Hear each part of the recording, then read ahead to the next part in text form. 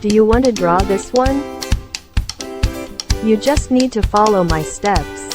Look at the direction and shape of my lines or curves. Let's move your marker now. Check it out, it's very easy. Just make lines like this. We don't need complicated theory. Let's draw together. Don't be afraid of being wrong. Everyone has their own artistic soul.